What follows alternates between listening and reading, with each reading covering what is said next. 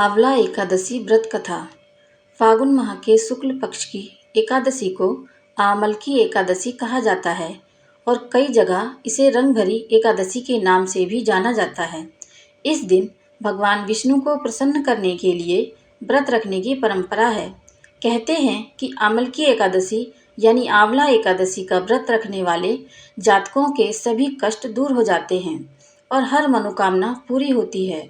इस साल आमल की एकादशी का व्रत 20 मार्च 2024 बुधवार के दिन रखा जाएगा। अगर कोई इस दिन व्रत रख रहा है तो उसे पूजन के बाद व्रत कथा अवश्य पढ़नी चाहिए, क्योंकि कोई भी व्रत बिना कथा के कभी पूरा नहीं होता। आमल की एकादशी व्रत कथा। पौराणिक मान्यताओं के अनुसार माना जाता है कि ब्रह्मा जी की उत्पत्ति भगवान विष्णु की नाभि से हुई। एक बार ब्रह्मा जी ने परब्रह्म की तपस्या कर स्वयं को जानने का प्रयास किया। तपस्या से प्रसन्न होकर भगवान विष्णु ने ब्रह्मा जी को दर्शन दिए।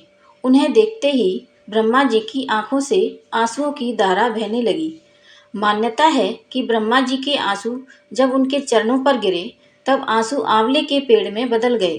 तब विष्णु जी ने कहा कि आज से यह वृक्ष और इसका फल मुझे बेहद प्रिय होगा और जो भी भक्त आमल की एकादशी के दिन इस वृक्ष की पूजा करेगा या मुझ पर आंवला चढ़ाएगा वो मोक्ष की तरफ अग्रसर होगा। आंवला एकादशी व्रत कथा नंबर 2। धर्मराज युधिष्ठिर बोले, हे जनार्दन, अब आप फागुन मास की शुक्ल पक्ष की एकादशी का क्या नाम है तथा उसकी विधि क्या है, कृपा करके आप मुझे बताइए।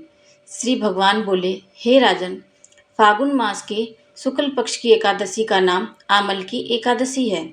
इस व्रत के करने से समस्त पाप नष्ट हो जाते हैं तथा इसके प्रभाव से 1000 गोदान का फल प्राप्त होता है। हे राजन, अब मैं आपको महर्षि वशिष्ठ द्वारा राजा मांधाता को सुनाई पौराणिक कथा के बारे में बताता हूँ। आप इसे ध्यानपूर्वक सुने। आमल की एकादशी व्रत कथा। राजा मांधाता बोले, हे वशिष्ठ जी, यदि आप मुझ पर कृपा करें तो आप किसी ऐसे व्रत की कथा कहिए जिससे मेरा कल्याण हो। महर्षि वशिष्ठ बोले, हे राजन, सब व्रतों से उत्तम और अंत में मोक्ष देने वाले आमल की एकादशी व्रत का मैं वर्णन करता हूँ। यह एकादशी फागुन माह के शुक्ल पक्ष में होती है। एक वैदिश नाम का नगर था जिसमें ब्राह्मण, क्षत्रिय, वैश्य और शूद्र चारों वर्ण आनंद सहित रहते थे। उस नगर में सदैव वेद ध्वनि गूंजा करती थी तथा पापी, दुराचारी तथा नास्तिक उस नगर में कोई नहीं था। उस नगर में चैत्ररथ नाम का चंद्रवंशी राजा राज्य करता था। वह अत्यंत विद्वान तथा धर्मी था। उस नगर में कोई भी व्यक्ति दरिद्र व कंजूस नहीं था। सभी नगरवासी विष्णु भक्त थे और बाल, वृद्ध, स्त्री, पुरुष एकादशी का व्रत किया करते थे। एक समय फागुन मास की शुक्ल पक्ष की आमल की एकादशी आई। उस दिन राजा, प्रजा तथा बाल, वृद्ध सबने हर्षपूर्वक व्रत किया। राजा अपनी प्रजा के साथ मंदिर में जाकर पूर्ण कुंभ स्थापित करके धूप, दीप, नैवेद्य, पंचरत्न आदि से धात्री आंवले का पूजन करने लगा। इस प्रकार स्तुति करने लगे, हे धात्री, तुम ब्रह्म स्वरूप हो, तुम ब्रह्मा जी द्वारा उत्पन्न हुए हो और समस्त पापों का नाश करने वाले हो। तुमको नमस्कार है। अब तुम मेरा अर्घ स्वीकार करो। तुम श्री रामचंद्र जी के द्वारा सम्मानित हो। मैं आपकी प्रार्थना करता हूँ। अंत में आप मेरे समस्त पापों को नाश करो। उस मंदिर में सबने रात्रि को जागरण किया। रात्रि के समय वहाँ एक बहेलिया आया जो अत्यंत पापी और दुराचारी था। वह अपने कुटुंब का पालन जीव हत्या करके किया करता था। भूख और प्यास से अत्यंत व्याकुल हो वह बहेलिया इस जागरण को देखने के लिए मंदिर के एक कोने में बैठ गया और भगवान विष्णु के एकादशी महात्म्य की कथा सुनने लगा। इस प्रकार अन्य मनुष्यों की भांति उसने भी सारी रात जागकर बिता दी। प्रातःकाल होते ही सब लोग अपने घर चले गए तो बहेलिया भी अपने घर चला गया। घर जाकर उसने भोजन किया। कुछ समय बीतने के पश्चात उस बहेलिये की मृत्यु हो गई। मगर उस आमल की एकादशी के व्रत तथा जागरण से उसने राजा विदुरथ के घर जन्म लिया था और उसका नाम पशुरथ रखा गया।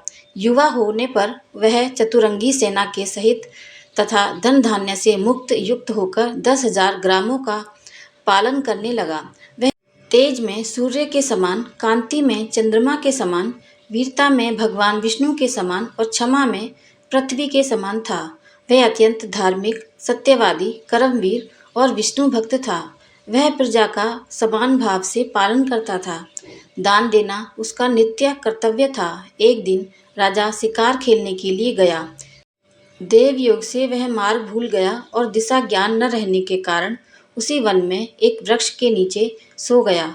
थोड़ी देर बाद पहाड़ी मलेच्छ वहां पर आ गए और राजा को अकेला देखकर मारो मारो शब्द करते हुए राजा की ओर दौड़े। मलेच्छ कहने लगे कि इसी दुष्ट राजा के ने हमारे माता पिता और पुत्र पौत्र आदि अनेक संबंधियों को मारा है तथा देश से निकाल दिया है, अतः इसको अवश्य मारना चाहिए। ऐसा कहकर वे मलेच्छ उस राजा को मारने दौड़े और अनेक प्रकार के अस्त्र शस्त्र उसके ऊपर फेंके। वे सब अस्त्र शस्त्र राजा के शरीर पर गिरते ही नष्ट हो जाते और उनका वार पुष्प के समान प्रतीत होता। अब उन मलेच्छों के अस्त्र शस्त्र उल्टे उन्हीं पर वार करने लगे, जिससे मूर्छित होकर गिरने लगे। उसी समय राजा के शरीर से एक दिव्य स्त्री उत्पन्न हुई। वह स्त्री अत्यंत सुंदर होते हुए भी उसकी प्रकृति टेढ़ी थी। उसकी आंखों से लाल लाल अग्नि निकल रही थी, जिससे वह दूसरे काल के समान प्रतीत होती थी। वह स्त्री मलेच्छों को मारने दौड़ी और थोड़ी ही देर में उसने सब मलेच्छों को काल के गाल में पहुंचा दिया। जब राजा सोकर उठा तो उसने मलेच्छों को मरा हुआ देखकर कहा कि इन शत्रुओं को किसने मारा? इस वन में मेरा कौन हितैषी रहता है? वह ऐसा विचार कर ही रहा था कि आकाशवाणी हुई, हे राजा, इस संसार में विष्णु भगवान के अतिरिक्त कौन तेरी सहायता कर सकता है?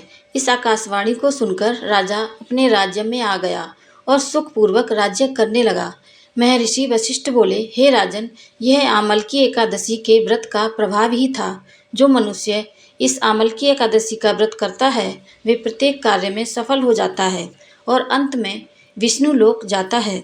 आमलकी एकादशी को ब्रज में रंगभरी एकादशी, श्रीनाथपुरी में कुंज एकादशी तथा खाटू नगरी में खाटू एकादशी भी कहा जाता है। इस एकादशी में आंवले के पेड़ की पूजा की जाती है।